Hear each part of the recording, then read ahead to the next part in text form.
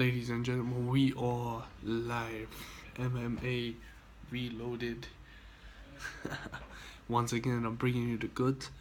Sorry it's late, but UFC 200. What an event it was. And, I'm not just talking about the main card. I'm not talking about the prelims. I'm not talking about the early prelims. I'm talking about everything and everything. Everything and everyone involved took it to that limit where, you want to see fucking this in someone's face. And that's exactly what we got. We got round one finishes, day in, day out,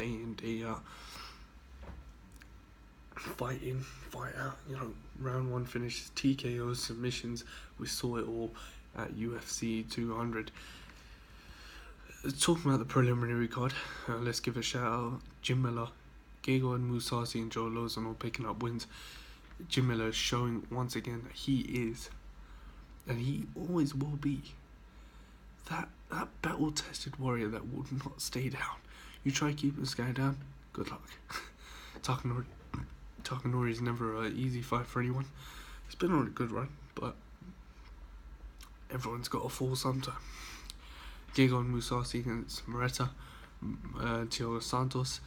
Thiago stepped in short notice, but Gegard, of course, that technicality that this boy possessed, he put on a striking clinic against Moreta Santos that led to his face. That led to Gegard putting that pressure on and TKOing Moreta to take that victory in 4 minutes and 32 seconds of round number 1. Joe Lozon and Diego Sanchez, they come out, like this, fist flying in that one. Fists are flying. You're talking about two of the bonus kings, along with Cowboy Cerrone. Diego Sanchez and Joe Lozon are two legendary bonus kings who will give you that top class fight whenever and wherever you ask it. Joe Lozon taking out Diego, first man to ever stop Sanchez by strikes, 1 minute and 26 seconds into that first round. Now we go into the preliminary card. I want to talk about a man who I am extremely impressed with. Sage Northcutt. You thought his hype train is derailed after Brian Barberena, but that ain't gonna take away his talent and that gift that he possesses to make him the fighter that he always will be and he always has been. Escaping an armbar the way he did showed freaky athleticism. So congratulations, young man. TJ Dillashaw getting that monkey off his back. Impressive victory against very game but very rusty Rafael Assunção. Dillashaw showing championship form. He's showing he's ready for Dominic Cruz one more time. But you got a lot of Q. You got big Q in that bantamweight division for a title shot. John Lineker will be knocking for it. Brian Caraway's already knocking for it. He beat the next John Jones. Who else in that bantamweight division that's knocking for it? But Cody Garbrandt knocking for that one. This is just a hungry young division that want to beat the fuck out of each other. That's as plain as I can put it. Kelvin Gastelum against Johnny Hendricks. Johnny Hendricks missing weight again. I thought on the weigh-ins he looked good. Didn't look soft at all. It looked hard, quite solid in the core. No beard, no hair whatsoever. I think he knew it was over. Took some of the weight off. But he weighed in at 200 pounds. That's some bullshit right there. Mate, you're fighting 171, even a catch weight. He couldn't do that. Forfeiting the purse, of course. Gastelum basically dominated. It was fantastic striking by Kelvin Gastelum. great boxing, great combinations, put it all together to earn that win. He looked like a damn champion. Juliana Pena defeating Kat Zingano by decision, 29-28 unanimous decision. It was as close as that, but it just came down to the grappling of Juliana Pena. She proved that she is here to stay, you know, and after a long layoff of fight after fight, she took Kat Zingano and dumped her on her ass time after time, and that proves anything can happen in this sport. Juliana's a talented young fighter. She took out a veteran in Kat Zingano, and I'm very impressed to see what happens next.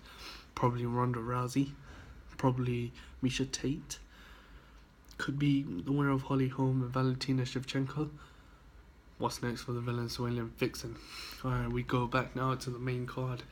Cain Velasquez is back, and this boy came back in the best form I'd ever seen this man come out in all my years of watching him. He came out like a fucking house of fire. He came out like the fucking Cain Velasquez that will stop anybody and anyone.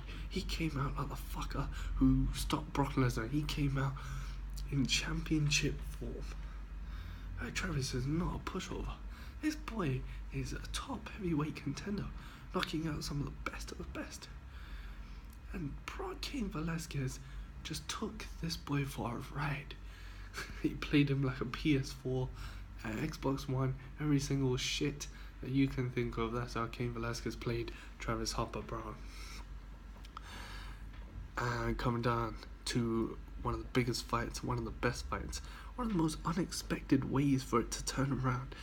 Jose Aldo earning back that strap, earning back that interim featherweight championship, defeating Frankie Edgar. I want to say defeating.